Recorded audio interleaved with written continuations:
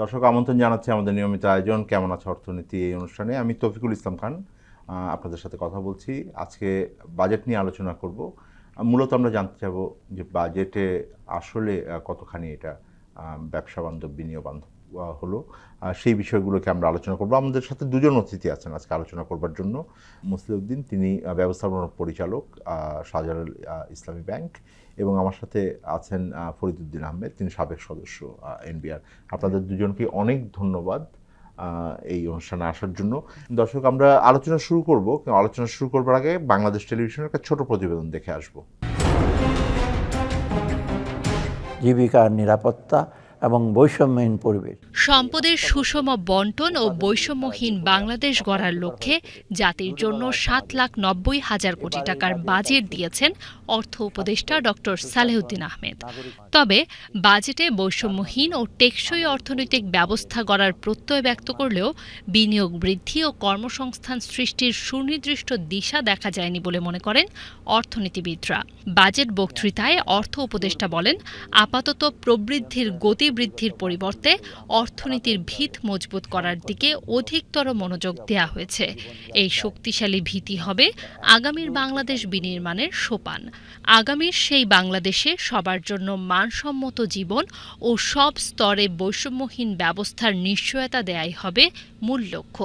অর্থনৈতিক স্থিতিশীলতা ফিরিয়ে এনে একটি উন্নত সমাজ বিনির্মাণের উদ্দেশ্যে আমরা যে সকল কার্যক্রম গ্রহণ করেছি তার মূল লক্ষ্য হচ্ছে শূন্য দারিদ্র্য, শূন্য বেকারত্ব এবং শূন্য কার্বন ভিত্তিক সমাজ বিনির্মাণ, যার মাধ্যমে আমূল পরিবর্তন হবে দেশের মানুষের জীবনমানের এবং মুক্তি মিলবে বৈষম্যের দুষ্ট চক্র থেকে। অর্থনীতিবিদদের মতে বাজেটের বেশিরভাগই আইএমএফের নির্দেশ অনুযায়ী বেল্ট আরও টাই করে ব্যয় আরও কমানো হয়েছে। সম্পদের সুষম বন্টন ও বৈষম্যহীন বাংলাদেশ গড়ার কথা বলে অর্থ উপদেষ্টা ৭,৯০,০০০ কোটি টাকার যে বাজেট দিয়েছেন সেখানে সামগ্রিক ঘাটতি ধরা হয়েছে ২,২৬,০০০ কোটি টাকা, আর অনুদান সহ সামগ্রিক ঘাটতি ধরা হয়েছে ২,২১,০০০ কোটি টাকা। এই ঘাটতি মেটাতে বৈদেশিক ঋণের লক্ষ্যমাত্রা ধরা হয়েছে ১,৩৫,০০০ কোটি টাকা। বৈদেশিক ঋণ পরিশোধ করা হবে ৩৯,০০০ কোটি টাকা। এতে নিট বৈদেশিক ঋণ দাঁড়াবে ৯৬,০০০ কোটি টাকা। আর অভ্যন্তরীণ ঋণ নেওয়া হবে ১,২৫,০০০ কোটি টাকা। এর মধ্যে ব্যাংক ব্যবস্থা থেকে নেওয়া হবে ১,০৪,০০০ কোটি টাকা। ব্যাংক বহির্ভূত ঋণ নেওয়া হবে ২১,০০০ কোটি টাকা। ঋণপত্র বিক্রির লক্ষ্যমাত্রা ধরা হয়েছে ১২,৫০০ কোটি টাকা। দর্শক, আপনার প্রতিবেদনটি দেখলেন। জনাব মুসলিউদ্দিন, আপনাকে দিয়ে আলোচনা শুরু করছি। বাজেট দেওয়া হয়েছে, সার্বিকভাবেই দেশের ব্যক্তি খাত বিভিন্নভাবে আলোচনা করেছেন। ব্যাংকিং খাতের থেকে তেমন একটা আমরা এখনো প্রতিক্রিয়া দেখিনি। অবশ্য একটা ঈদের বড় ছুটি গেছে, ২-৩ দিন মাত্র গিয়েছে, কিন্তু অন্তত দুটো তিনটে দিক তো খুবই সরাসরি সংশ্লিষ্ট ব্যাংকিং খাত। আমি সেটা দিয়ে আপনার নিজের খাত দিয়েই আর কি প্রথম শুরু করছি। একটা হলো যে ব্যবসা বিনিয়োগ, এইটা তো ব্যাংকিং খাতের সাথে যুক্ত, সুতরাং যত বাজেট সেই জায়গাটাতে বান্ধব হবে, সেই জায়গাটাকে ফ্যাসিলিটেট করবে, প্রভাব ফেলবে, সেইটার একটা আপনাদের ব্যবসারও একটা নিশ্চয়ই আগ্রহের জায়গা থাকে। কিন্তু আরেকটা বড় জায়গা হলো সরাসরি বাজেটের অর্থায়ন। তো বাজেটের অর্থায়নে দিক থেকেও সরকার ব্যাংকিং খাত থেকে ঋণ নেবেন এবং আবার তার একটা সামষ্টিক অর্থনীতির কিছু মানে টার্গেট থাকে এবং সেখানে বিনিয়োগের জায়গাগুলো থাকে। এইটাতে মানে আপনারা কেমনভাবে দেখছেন ব্যাংকিং খাতের পক্ষ থেকে বা আপনার নিজের জায়গা থেকে যে বাজেটটা কেমন হলো? আমরা এই বাজেটটা দেখলাম যে অ্যাজ ইউজুয়াল বাজেট, যে 0.88% that is the revenue growth over the last year, 7,90,০০০ কোটি টাকার ভিতর। ইন্টারেস্টিং পার্ট হচ্ছে যে গত বছরও 2,26,০০০ কোটি টাকার ডেফিসিট বাজেট ছিল, এবারও 2,26,০০০ কোটি টাকার ডেফিসিট বাজেট হয়েছে। সো এই 2,26,০০০ কোটি টাকার ভিতর ডোমেস্টিক বোরোয়িংয়ের দেখা যাচ্ছে 1,25,০০০ কোটি টাকা ডোমেস্টিক বোরোয়িং। তো ডোমেস্টিক বোরোয়িংয়ের দুইটা কম্পোনেন্ট থাকে। একটা কম্পোনেন্ট থাকে হচ্ছে আপনার directly borrow from the commercial bank, আর একটা থাকে হচ্ছে সঞ্চয়পত্র। তো সঞ্চয়পত্রের ক্ষেত্রেও আমরা কিন্তু খুব একটা লাস্ট ইয়ার থেকে খুব একটা আশাব্যঞ্জক গ্রোথ দেখছি না। আমি যদি একটা স্ট্যাটিস্টিক্স আপনাকে দেই, লাস্ট 6 মান্থসে সঞ্চয়পত্রের বিক্রি হয়েছে 36,000 কোটি টাকা এবং সঞ্চয়পত্রের এনক্যাশমেন্ট হচ্ছে 43,000 কোটি টাকা। এটার one of the main reason is the inflation. When the inflation goes up, মানুষের এই সেভিংসগুলো এনক্যাশ করে তারা এই এটাকে মিটিগেট করে। প্রায় 1 লক্ষ কোটি টাকা ব্যাংকিং খাত Correct. এবং আপনি এটাও জানেন, যেটা নিয়ে অনেক কথা হয়েছে, যে গত বছর ব্যাংকগুলো mostly they execute the business through the treasury bond, government treasury bond কিনেছে এবং সরকারকে ঋণ দিয়েছে। সেটা যদি আজকে ব্যাংকিং সেক্টর থেকে যায়, তাহলে প্রাইভেট সেক্টরের জন্য অবভিয়াসলি এটা তো মাইনাস করলেই চলে আসে, ইট উইল কাম ডাউন। এবং এটার সাথে আপনি আরেকটা জানেন যে লাস্ট ইয়ারে কিন্তু বাংলাদেশে সব থেকে ইনভেস্টমেন্ট গ্রোথ হয়েছে সবচেয়ে কম, দ্যাট ইজ দ্য 7%। এবং এই ইনভেস্টমেন্ট গ্রোথ প্রাইভেট সেক্টরের কথা বলছি, প্রাইভেট সেক্টরের কথা বলছি। এই প্রাইভেট সেক্টরের ইনভেস্টমেন্ট গ্রোথ যদি কন্টিনিউ থাকে, এটার সাথে কানেক্টেড কিন্তু আবার এমপ্লয়মেন্ট জেনারেশন, এটার সাথে আপনার কানেক্টেড কিন্তু আবার ওই ঘুরে ফিরে আপনার এক্সপোর্ট ইম্পোর্ট কম হয়ে গেলে আবার ওই রেভিনিউ বাজেটের ওখানে ইম্প্যাক্ট করবে, because all are interrelated with each other. Revenue বাজেটের যদি কোনো টার্গেটের শর্টফল হয়, সেটাও তো ডোমেস্টিক বোরোয়িং থেকেই ইয়ে করা হবে, if the other sources are not available. তো সেক্ষেত্রেও কিন্তু তখনও দেখা গেছে যে ইন অ্যাডিশন টু দ্যাট, এই ইন্টারনাল বোরোয়িংয়ের উপরে কিন্তু আবার প্রেশার পড়ে। সুতরাং মানে দেশের ভিতর থেকে ঋণ নিতে হবে, কারণ বিদেশি ঋণ মূলত প্রকল্প মানে বাস্তবায়নের জন্য সরাসরি যুক্ত। আর দিন শেষে ব্যাংকিং খাতই একমাত্র জায়গা যেখান থেকে মানে চাইলেই সরকার ঋণ নিতে পারে। Absolutely correct. যে গোটা পৃথিবীতে দেখেন যে ইনভেস্টমেন্টের মেইন সোর্স অফ হয় হলো ক্যাপিটাল মার্কেট থেকে, দুইটা, মানি মার্কেট, ক্যাপিটাল মার্কেট। কেন ক্যাপিটাল মার্কেট হয় করা হয়? Because capital market is the only source of the long term funding. আজকে আমাদের ইয়ে হয়েছে জিডিপি বাজেট, জিডিপি হয়েছে $500 ট্রিলিয়ন। আজকে কিন্তু ওই জিডিপির যে ইয়ে ছিল সেটা নাই। সুতরাং the volume of the project has gone up like anything. আমাদের কিন্তু ম্যাক্সিমাম ডিপোজিটের বাকেট হলো 3 মান্থ 6 মান্থস বাকেট। সেই বাকেটকে আমরা ইউটিলাইজ করে অ্যাসেট লাইবিলিটি মিসম্যাচের রিস্ক নিয়ে আমরা আপ টু 5 ইয়ার্স পর্যন্ত আমরা লোন দিয়ে থাকি বা ইনভেস্টমেন্ট ব্যক্তি খাতে। তো যেগুলো capital intensive industry, like the power sector, like infrastructure sector, like spinning sector, এটা আমি এক্সাম্পল দিয়ে বলি। আজকে আপনি অ্যাপোলো হসপিটাল যেটা, এটা 3 বার ইস্যুমেন্ট হয়েছে। ইট ইজ নট পসিবল যে অ্যাপোলো হসপিটালের মতো এরকম একটা এত প্রজেক্ট কস্ট সেটা 5 বছরের ভিতরে রিপে করে আপনার প্রিন্সিপাল ইন্টারেস্ট সহ শোধ দিয়ে দিবে। কিন্তু যেহেতু আমাদের ক্যাপিটাল মার্কেটটা আপনার ইয়ে নাই, আরেকটা ক্যাপিটাল মার্কেটের সাথে আরেকটা অ্যাড করা যেত, that is the bond market. আমরা যদি ওটা পুঁজিবাজারে, তাহলে আমরা কি করতাম যে আমাদের মানি মার্কেট কোনো ধরনের টাইট হলো, we can go for this the capital market, এবং আমাদের প্রান্তিক জনগোষ্ঠীকে আমাদের টোটাল দেশের ডেভেলপমেন্টের সাথে আমরা কানেক্ট করতে পারতাম। তাহলে আমরা কিন্তু আজকের এই স্ল্যাগিশনেসটা থাকতো না। ধন্যবাদ। আমি একটু এখন ফরিদুদ্দিন আহমেদ আপনার কাছে আসি। বাজেটের তো বিভিন্ন অনেকগুলো এবারে মানে যতগুলো কর প্রস্তাব দেওয়া হয়েছে, করের প্রস্তাব বলতে আমি মূলত বলছি যে বিভিন্ন ধরনের হার পরিবর্তন করা হয়েছে, আদায়ের প্রক্রিয়ার ভিতরে পরিবর্তন এনেছে। আপনি আমাদেরকে একটু ভেতরের খবর বলেন যদি, যে আসলে কোন ধরনের করের প্রস্তাব ব্যবসাকে বা বিনিয়োগকে আকৃষ্ট করার জন্য বা একটা সেক্টরকে আকৃষ্ট করার জন্য করা হচ্ছে, বা কোনটা আবার হয়তো কর আদায় বাড়ানোর জন্য করা হচ্ছে, কোনটা শর্ট টার্ম মেজার মানে হয়তো এখন পরিস্থিতি, অর্থনৈতিক পরিস্থিতি সামাল দেওয়ার জন্য করা হচ্ছে, আবার কোনটা মধ্যবর্তী একটা পরিকল্পনার অংশ। সরকারের একটা রাজস্ব লক্ষ্যমাত্রা থাকে, যেটা উনি আলোচনা করছেন যে আসলে উন্নয়ন বাজেটের 7,99,000 কোটি টাকার মধ্যে তো প্রায় 4,99,000 কোটি টাকা এনবিআর টার্গেট ধরা হয়েছে, মানে 5,66,000 টোটাল রেভিনিউ টার্গেট ধরা হয়েছে। গত 16 সন থেকে টার্গেট পূরণ হয় না। তার আগে ছোট বাজেট ছিল বা টার্গেট পূরণ হয়েছে, কিন্তু তারপর থেকে আর হয় না। কিন্তু প্রতি বছরই কিন্তু টার্গেট বেশি করে ধরছে, কখনোই হয় না, এবং প্রতি বছরই 30-40% হয় না। এইটা আসলে আন্ডারস্টেটমেন্ট। ওই যেটা ধরা হয় আর যেটা আদায় হয় এটার মধ্যে মানে দূরত্বটা বাড়ছে। এটা মানে এই নয় যে আমাদের ইকোনমিতে ওই পরিমাণ রেভিনিউ আদায় করার পটেনশিয়ালিটিস নাই, পটেনশিয়ালিটিস আছে, কিন্তু এনবিআর এর ট্যাক্স পলিসি এবং এনবিআর এর ক্যাপাসিটি না থাকার কারণে। কারণ আমাদের যেহেতু 8-5 ইয়ার প্ল্যানও বলা আছে 14-15% জিডিপি, এটা সারা বিশ্বে তো অন্যান্য কম্পারেবল কান্ট্রিতে এটা হচ্ছে, কাজে বাংলাদেশ না হওয়ার কোনো কারণ নেই। যেটা বলি যে অন্তত পক্ষে এখন ঠিক মতো কর আদায় হলে আমাদের এখন যা আদায় হচ্ছিল তার থেকে আরো মানে 80% বা আরো দ্বিগুণ আমরা কর আদায় অবশ্যই করা এটা সম্ভব, অবশ্যই সম্ভব, এটা সম্ভব। কারণ যদি আপনি আইডিয়াল সিচুয়েশন চিন্তা করেন তাহলে বলা হয় যে 22-23% কিন্তু বাংলাদেশের ট্যাক্স জিডিপি রেশিও হতে পারতো, কিন্তু এটা আইডিয়াল সিচুয়েশন কোনো দেশে এটা হয় না। বাট প্র্যাকটিক্যাল সিচুয়েশন 14-15% তো হতেই পারতো। তো কেন হয় না সেটি কারণ হচ্ছে একটা হচ্ছে আমাদের ট্যাক্স পলিসি আন্তর্জাতিক মানেন না, যে কারণে রিসেন্টলি যে বাংলাদেশের ট্যাক্স পলিসিকে এনফোর্সমেন্ট থেকে সেপারেট করার বিষয়ে একটা আলোচনা আসছে, সেটি একটা ফ্যাক্টর। আমাদের যে ট্যাক্স পলিসি এটা আন্তর্জাতিক মানেন না, এটা ইনভেস্টমেন্ট ফ্রেন্ডলি না, এটা ইভেন কমপ্লায়েন্স ফ্রেন্ডলি না, যে মানুষ যে ট্যাক্স দিবে স্বেচ্ছায় ভলেন্টারি কমপ্লায়েন্সের পক্ষেও না। কেন পক্ষে না? বিকজ আমাদের যে tax, customs, VAT, income tax, এর 80% ইনডাইরেক্ট ট্যাক্স।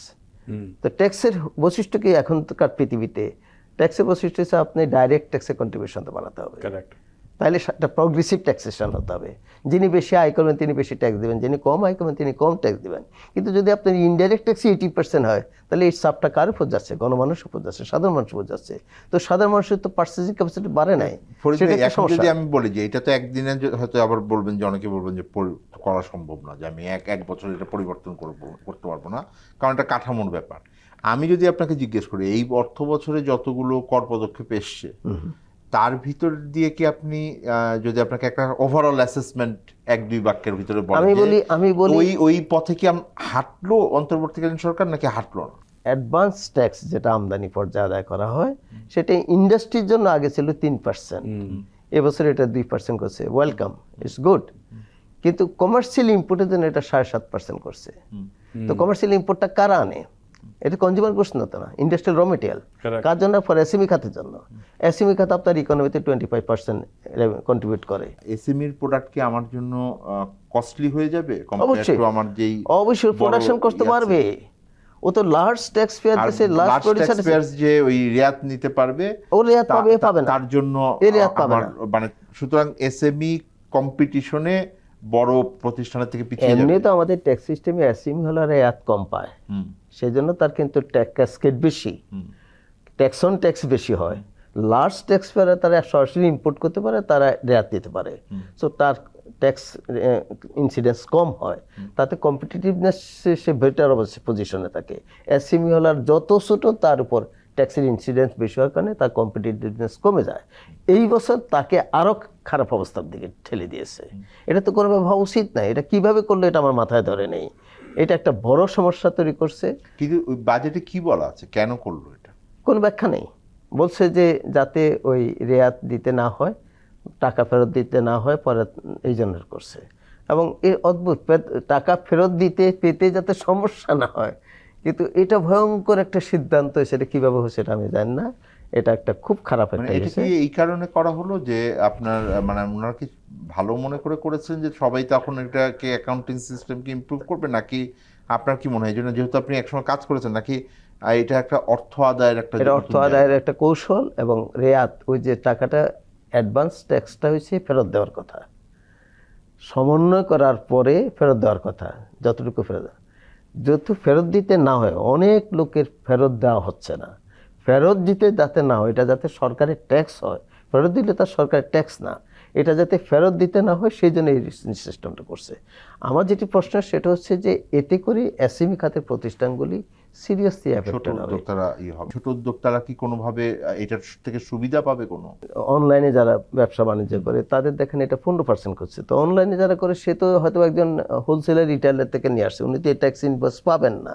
তো তাকে 5 থেকে সরাসরি আপনি 15% করছেন। তো 15% করলে তো তার ব্যবসা সিরিয়াসলি এফেক্টেড হবে না। মানে তার অর্থ কি উনি তো 15% নেওয়ার অর্থ হলো উনি এখন রিবেট পাবেন? আর আগে তো রিবেট পাবে। উনি তো ইনভয়েস পেতে হবে যার থেকে কিনে আনবে। উনি কি ইনভয়েস দেবেন? বাংলাদেশে ইনভয়েস সিস্টেম নাই। ইনভয়েস সিস্টেম থাকলে তো রেভিনিউ এমনি আসতো। যে আমাদের ট্যাক্স সিস্টেমে তো আসলে ইনভয়েস সিস্টেম নাই, ক্রেডিট সিস্টেম নাই, সাপ্লাই চেনে তো আসলে ভ্যাট সিস্টেম কাজ করছে না বলে রেয়াত পাচ্ছে না। তো রেয়াত না পেলে তো তাহলে রেয়াত পরবর্তী ম্যান নিতে পারবে না। এই সমস্যা তো আছে। এই সমস্যার কারণে আপনি যদি হঠাৎ করে 5 থেকে 15 করে দেন, তাহলে ওই লোকটার পক্ষে এটা ব্যবসা করা ডিফিকাল্ট হবে। যেটা আপনি এপ্রিল মাসে দেখছেন যে অনেকগুলি আইটেমে যখন ভ্যাট 15 করে দিল, তখন কিন্তু পাবলিক রিয়াকশন খুব সিরিয়াস ছিল। সেটা কিন্তু এই বাজেটে মনে রাখা উচিত ছিল। আমি একটা ছোট বিরতি যাই ফরিদ ভাই, আমরা আলোচনায় ফিরবো। আমি বিরতির পর আপনার কাছেই আরো দু একটি বিষয় জানতে চাবো এবং তারপর আমি মোস্তাফিজুদ্দিন সাহেবকে কাছে আমি আপনার কাছেও জানতে চাইবো যে এটার বিনিয়োগের পরিস্থিতি কি হবে। দর্শক আমাদের সাথে থাকবেন, আমরা একটা ছোট বিরতিতে যাচ্ছি।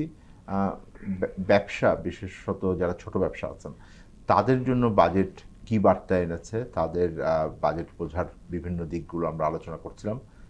আলোচনায় ফিরবো বিরতির পর।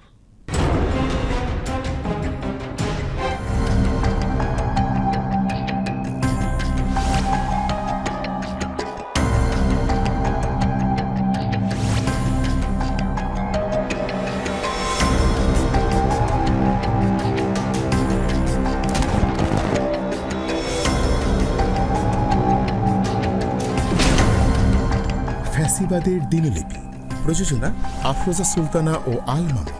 দেখবেন প্রতি রবি থেকে বৃহস্পতিবার সন্ধ্যা 7টায়।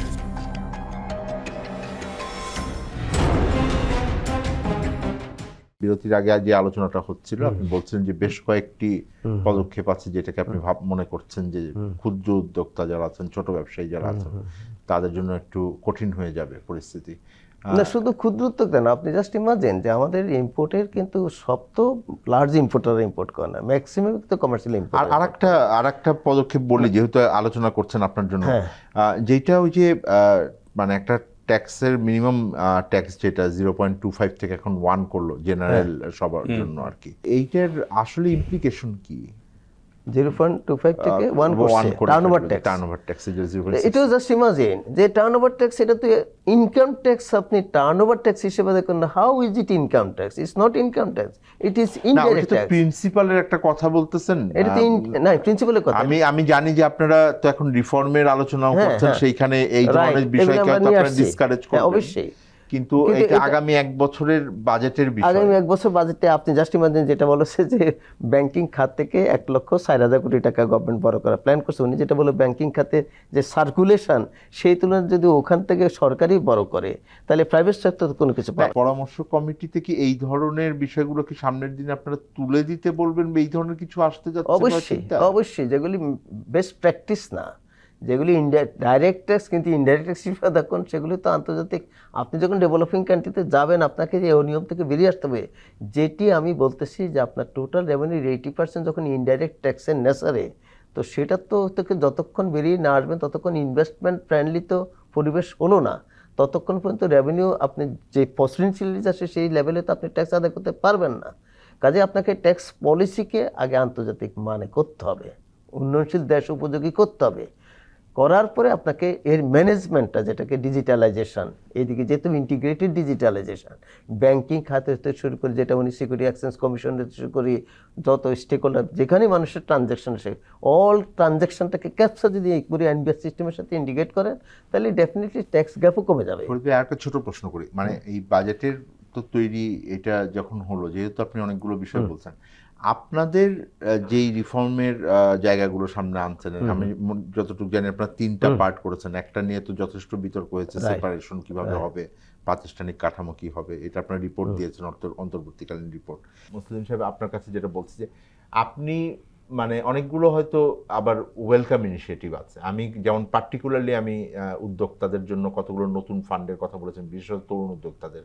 আমার নিজেরই হলো যে এর আগেও বিভিন্ন এই ধরনের আমরা ইনিশিয়েটিভ দেখেছি, কোনোটা খুবই সাকসেসফুল ইনিশিয়েটিভ ছিল, এক্সপোর্ট ডেভেলপমেন্ট ফান্ডের মতন জায়গা, সেটা হয়তো পরের দিকে আমাদের জন্য বার্ডেন হয়ে গেছে, কিন্তু প্রাথমিকভাবে খুবই গুরুত্বপূর্ণ ছিল। আবার অনেক ধরনের এই ফান্ড বা তহবিল রাখা হতো, যেইটাকে ব্যবহার কতখানি হয়েছে এটা আমরা ঠিকমতো বুঝতাম না। যেমন যুব উদ্যোক্তাদের জন্য এর আগেও আওয়ামী লীগ সরকারও এক ধরনের তহবিলের কথা বলেছেন, এখন তহবিলের কথা বলছেন। দিন শেষে এই সব তো আপনাদের ব্যাংকের মাধ্যমে, কমার্শিয়াল ব্যাংকের মাধ্যমেই যায়। এইটার আসলে মানে ব্যবহারিক গুরুত্ব কতখানি? এটা তো যতখানি কাগজে পত্রে শুনতে মনে হয় 10 লক্ষ টাকা করে তরুণ উদ্যোক্তা, ক্ষুদ্র উদ্যোক্তারা পাবেন বা পাবেন, এটার আসলে ব্যবহারের দিক থেকে কোন জায়গায় গুরুত্ব দিতে হবে, ডিফারেন্ট করতে হবে to make it more effective? যারা ছোট উদ্যোক্তা এরা ম্যাক্সিমাম এরা প্রপার্টিশিপ কনসার্ন করে। প্রপার্টিশিপ কনসার্নের উপরে 5% ট্যাক্স অ্যাডিশন ইম্পোজ করা হয়েছে, বেড়েছে। এরপরে আপনার that's a good thing. Merchant ব্যাংকের উপরে আপনার 10% এটা কমেছে। আমি একটা কোশ্চেন যে ব্যাংক, আই থিঙ্ক বাংলাদেশের ভিতরে যত প্রতিষ্ঠান আছে, ব্যাংক ইজ কম্পারেবলি মোর অ্যাকাউন্টেবল এবং much clear in their accounting procedure and standard and all this things.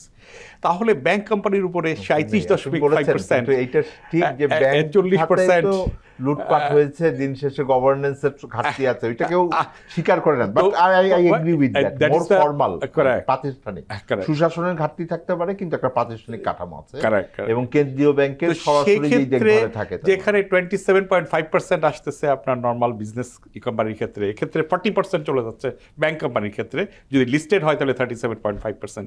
এই জায়গাটাতে কিন্তু অনেক দিন ধরেই ডিবেট আছে। এটা আমি এখানে একটা সুযোগ পেলাম বলে বলছি। একটা কাজ, ভালো কাজ হয়েছে যে ক্ষুদ্র উদ্যোক্তাদের ক্ষেত্রে, ক্ষুদ্র ডিপোজিটরদের ক্ষেত্রে সেখানে 3 লাখ টাকা পর্যন্ত ট্রানজ্যাকশনের ক্ষেত্রে আপনার লেভি চার্জ, যে ডিউটি চার্জ, এটাকে ওয়েভ করা হয়েছে।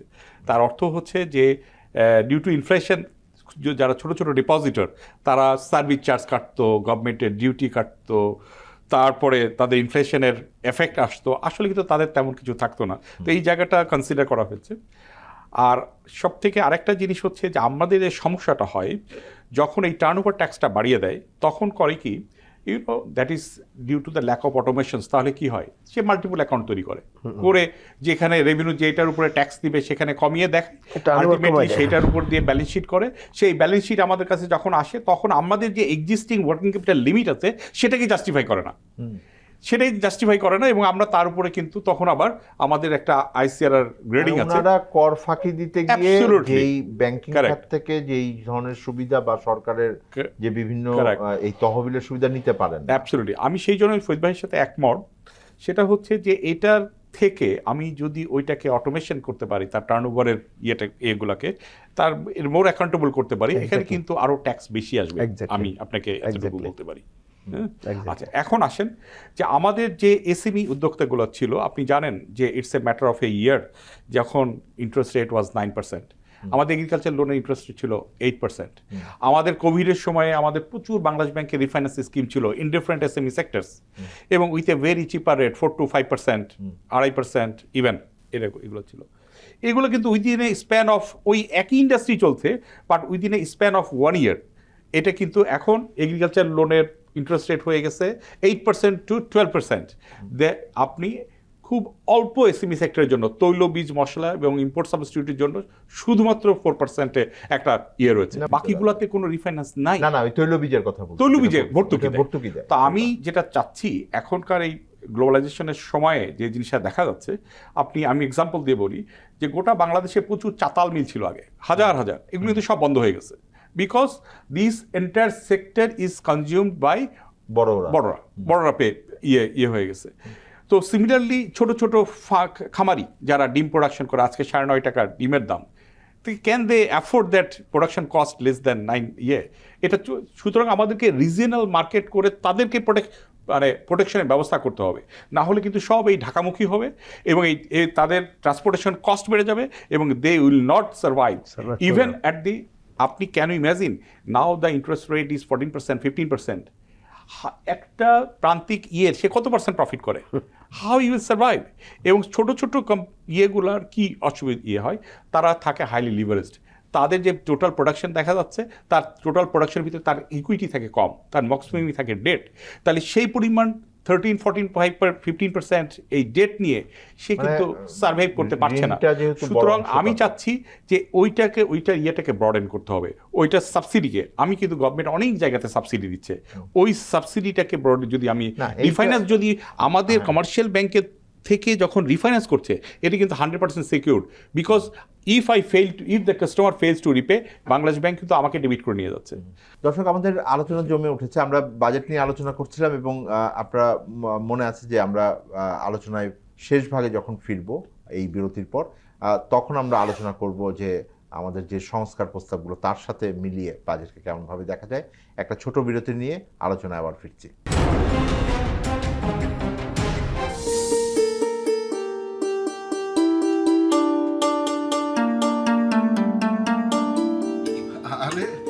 জামাইরে আগে দাও। দিতাছি তো, জামাই কতদিন পরে আসলো। আম্মা, আপনার হাতের তরকারির মজাই আলাদা। কি সুন্দর কালার, জুত মতন সেদ্ধ, বিশেষ করে ডাইলের যা কালার আর স্বাদ। সবাই তো টিউবওয়েলের পানিতে রান্না করে, আমি রান্না করি পুকুরের পানি দিয়ে। কোন কি? পুকুর তো খোলা, পুকুরের পানিতে মানুষ গোসল করে, কাপড় চোপড় কাচে, হাঁস ভাসে সেই পানিতে। সেই পানি দিয়ে আপনি রান্না বান্না করছেন, কাম সারছি। মরে যাবেন তো আম্মা, একদম মরে যাবেন। কই, মরি নাই তো এখনো। বুঝছি, এই জন্য আব্বা আপনি মাঝে মাঝে সাবিয়াও পেটের সমস্যায় ভোগে। থামো। এই, তুমি সব সময় সবার ভুল ধরো কেন? না রে মা, জামাই বাবাজি ঠিক কথাই কইছে। শুধু আমরা না, আমাকে পুকুরের পানি যারাই ব্যবহার করে তারা প্রত্যেকেই পেটের সমস্যায় ভোগে। অনেকে রান্না বান্নার সময়, খাওয়ার সময় নিরাপদ পানি ব্যবহার করে, কিন্তু খাওয়ার আগে থালা বাসন ধোয়, গ্লাস ধোয়, এমনকি নিজের হাতও ধোয় পুকুরের পানি দিয়া, ট্যাপের পানি দিয়া। হ, ঠিকই তো, তাই তো করি। শোনেন আম্মা, রান্না ও খাবারের জন্য নিরাপদ পানি ব্যবহার করুন। পুকুর কিংবা নদীর পানি পান করবেন না। পানি পান করার আগে ফুটিয়ে নেবেন। সেটা সম্ভব না হলে ব্লিচিং পাউডার, ফিটকিরি বা পানি বিশুদ্ধকরণ ট্যাবলেট দিয়ে পানি নিরাপদ করে নিন। ফল ও সবজি কাঁচা খেতে হলে নিরাপদ পানি দিয়ে ভালোভাবে ধুয়ে নিন। সবজি ও ফলমূল কাটার আগে 1 চামচ লবণ নিরাপদ পানিতে মিশিয়ে কমপক্ষে 30 মিনিট ভিজিয়ে রাখলে শাকসবজি ও ফলমূলে থাকা রাসায়নিক পদার্থের ক্ষতিকারক প্রভাব বহুলাংশে কমে যায়। পানিই জীবন, যদি তা হয় নিরাপদ।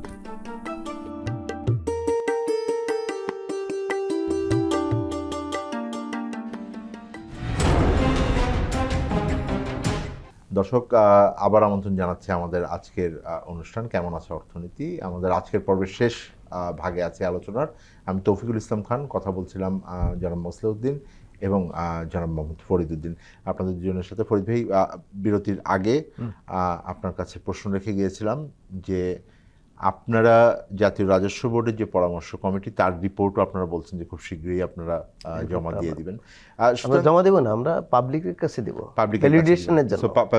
হ্যাঁ, আমরা সরকারের কাছে একটা ন্যাশনাল কনসেনসাস ডকুমেন্ট দেব, আলোচনা করব, কনসেনসাস ডকুমেন্ট দেব। Thank you. আপনাদের যে পরামর্শ দিবেন তার সাথে বাজেট যেভাবে তৈরি করা হয়েছে, কারণ একই সময়ে দুটো বাস্তবায়ন হবে।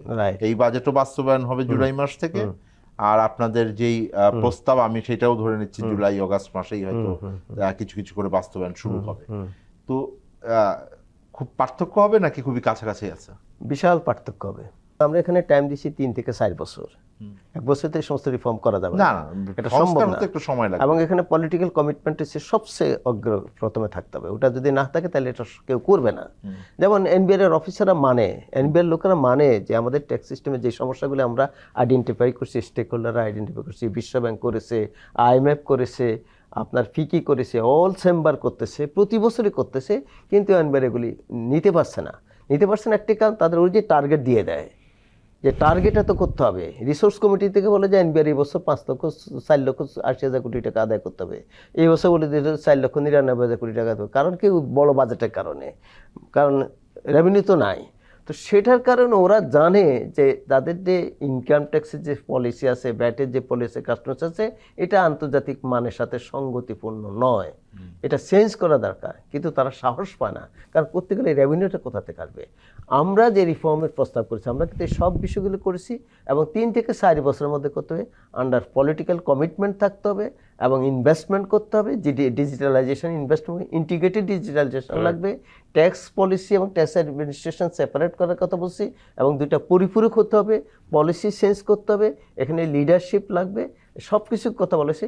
এবং রেভিনিউর ইম্প্যাক্টটাও আমরা ওইভাবে করছি যে যাতে এই পরিবর্তনগুলির সাথে যাতে রেভিনিউর না কমে যায়। আমার ট্যাক্স রেট কমাইতে হবে, কিন্তু ট্যাক্স যাতে কালেকশন না কমে, আমার যাতে রেভিনিউ যে ডিমান্ড আছে সরকারের কাছে সেটা যেন পূরণ হয়। একদিকে রিফর্ম হবে, অন্যদিকে আমার পলিসিও মডার্নাইজেশন হবে, আন্তর্জাতিক মানে হবে, বিজনেস ফ্রেন্ডলি হবে, এবং সেভাবে হবে। শুধু কিছু জায়গায় কি এই মানে কম্প্রোমাইজ করা হয়েছে বাজেটকে যে রিফর্ম করার জায়গা থেকে, কারণ মানে দ্রুত অর্থ না, আদায়ের তাদের চিন্তা কিছু করেছেন? কিছু পলিসি আমি বলবো যে বিশেষ করে ইনকাম ট্যাক্স আমি যেটি দেখেছি, তারা কিছু কিছু বিষয় তারা ওই যেটা আমরা রিফর্মে যেভাবে চিন্তা করছি কিছু কিছু তারা সেখানে নিয়ে আসছে, কিন্তু সেটাও খুব যে বড় ধরনের রেডিক্যাল কিছু না। যেটা আমি আপনাকে বললাম যে আমাদের ইনকাম ট্যাক্স যে কন্ট্রিবিউশন তার 70% কিন্তু indirect tax, natural tax. Indirect tax থাকলে তো রে ভাই এটা দিয়ে আপনি কখনোই মানুষ থেকে ট্যাক্স, প্রগ্রেসিভ ট্যাক্স হবে না। আপনি বৈষম্যের বিরুদ্ধে কথা বলছেন কিন্তু ওটা তো মানে হচ্ছে না। মধ্যমেয়াদে যেই কর কাঠামো দেওয়া হয়েছে Right. সেইখানেও এই ধরনের জায়গায় অনেক পরিবর্তন আসবে, সেটা কিন্তু প্রক্ষেপণ Right. করা হয়নি। আমি Right. জাস্ট আপনাদের জন্য বললাম আর কি, যে যদিও আমি জানি না, অন্তত আগের সরকার মধ্যমেয়াদে এইসব প্রক্ষেপণকে খুব একটা গুরুত্ব দিতে বলে আমার মনে হয় না। আমি ধারণা করেছিলাম যে অন্তর্বর্তীকালীন সরকারের সেই দিকে প্র্যাকটিস হয়তো অনেক চেঞ্জ হবে। এখন এটা কতখানি সিরিয়াস হবে, নতুন এর ভিতরে নির্বাচন হতে পারে, চেঞ্জ হবে। আপনার জন্য শেষ প্রশ্ন মসিউদ্দিন সাহেব, মানে আমি আগামী একটা অর্থ বছর যখন শুরু হচ্ছে, এটা খুবই ক্রুশিয়াল টাইমে 2-3টা জায়গায় একটা নতুন বাজেট আসবে, কিন্তু তার ভিতরে বিনিয়োগের জায়গা থেকে একটা বলা হচ্ছিল যে আমাদের নির্বাচনের যদি একটা পথ পরিক্রমা পাওয়া যায়। এখন হয়তো সেই পথ পরিক্রমাকে নিয়ে আপাতত কিছুটা মানে আশ্বস্ত হওয়ার জায়গা তৈরি হয়তো হওয়া শুরু হয়েছে। দ্বিতীয় মানে অন্তত ফেব্রুয়ারি মাসে হবে, এটা নির্বাচনের বছর হবে আমরা ধরে নিচ্ছি, কিন্তু আবার অন্যদিকে আন্তর্জাতিক বিশ্ব আরও মানে জটিল হয়ে গেল, সেই জায়গায় অস্থিরতা আরও বেড়েছে, মধ্যপ্রাচ্যে এক ধরনের যুদ্ধ শুরু হলো। তো এই প্রক্রিয়ার ভিতর দিয়ে বিনিয়োগের জন্য আগামী বছরটা কেমন হবে আপনারা ভাবছেন, এইটা দিয়ে যদি আমাদের শেষ করতেন আর কি, এবং সেই অনুযায়ী যদি কোনো পরামর্শ থাকে সরকারের জন্য বা বিনিয়োগকারীদের জন্য। দেশের জন্য দুইটা লাইফলাইন, একটা হচ্ছে এক্সপোর্ট আর একটা হচ্ছে রেমিটেন্স। আপনি বাই থিওরিটিক্যালি আমরা দেখছি যে ডাবল ডিজিট গ্রোথ আছে এক্সপোর্টে, রেমিটেন্সে 26% গ্রোথ আছে। এটা আগে in comparison with the last ইয়ারে কী ছিল অল উই নো। এখন কয়েকটা জিনিস এখানে কনসিডারেশন আসতে হবে। একটা হচ্ছে যে আমি আগেই বলেছি যে just 1 year back the interest rate was 9%, now it is 14%। The energy prices was less, this is the more than double এটা হয়েছে, এবং ইটস গোয়িং টু আপ।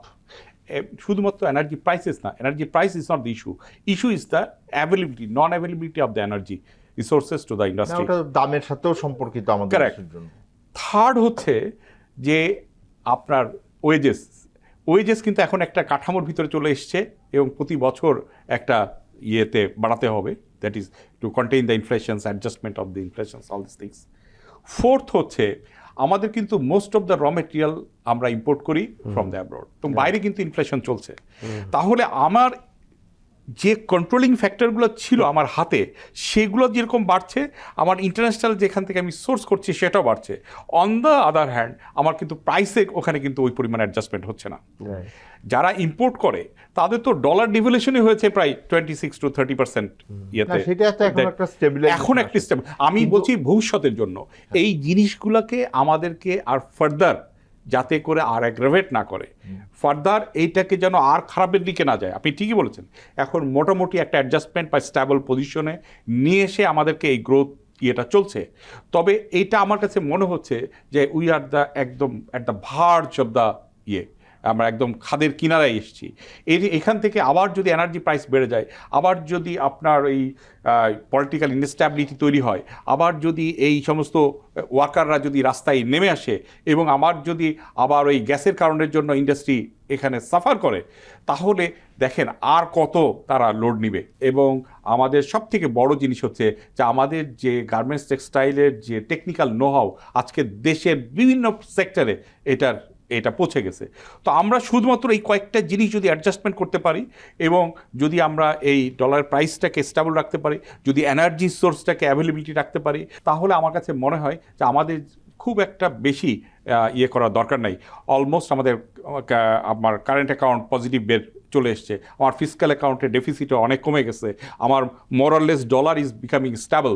আমরা এই স্টেবল জিনিসটাকে যেন আর মানে ইনস্টেবিলিটির দিকে না নিয়ে নিশ্চয়ই আপনি আমার মনে হয় যে খুবই গুরুত্বপূর্ণ বলেছেন। সামষ্টিক অর্থনীতির এই শক্তিশালী করাটা আমার মনে হয় যে একটা বড় লক্ষ্য ছিল সরকারের এই বাজেটের থেকে, এবং নিঃসন্দেহে গত 8-9 মাস এই জায়গাটায় অন্তত 2-3টি জায়গায় তো খুবই বড় মানে ঘুরে দাঁড়ানোর চিহ্ন আমরা দেখেছি। তো অনেক অনেক ধন্যবাদ আপনাদেরকে। আপনারা আলোচনা যে পয়েন্টগুলো বলেছেন, আমি আশা করব যে সরকারের পক্ষ থেকে এই বিষয়গুলোকে বিবেচনায় নেওয়া হবে বাজেট, কারণ এখন চূড়ান্তকরণ হচ্ছে। দর্শক, আমরা আলোচনায় আজকে অনেকগুলো দিক নিয়ে এসেছি। আমরা বাজেটের বিভিন্ন দিকে যেমন আলোচনা করেছি, একটু বড় পরিসরে অর্থনীতি এবং আন্তর্জাতিক পরিবর্তনের ভিতরের যে জায়গাগুলো সেগুলোকেও আলোকপাত করেছি। সার্বিকভাবে বাজেটের ভেতরে অনেকগুলো ইতিবাচক জায়গা থাকলেও বেশ কিছু ব্যবসায়ীর দৃষ্টিভঙ্গি থেকে অনেকগুলো পরামর্শ আমাদের আলোচকরা দিয়েছেন। এবং একই সাথে যেটা গুরুত্বের সাথে বের হয়ে আসছে সেটা হলো যেই মধ্যমেয়াদী আমাদের রিফর্মগুলো আছে, সেই রিফর্মের সাথে বাজেটের অনেক জায়গায় অসামঞ্জস্যপূর্ণতা রয়েছে এবং সেইটাকে অনুধাবন করে ওই জায়গাটাতে সংশোধন করে আমরা কিভাবে এইটাকে স্মুথ করতে পারি, আমার মনে হয় সেই বিষয়টা সামনের দিনে নীতি নির্ধারকদেরকে দেখতে হবে এবং তারা দেখবেন, এটা আমরা আশা করি। আজকের মতো আমাদের আলোচনা শেষ করছি। আমরা আগামী সপ্তাহে আবার ফিরব। আমরা জানতে চাইব কেমন আছে অর্থনীতি।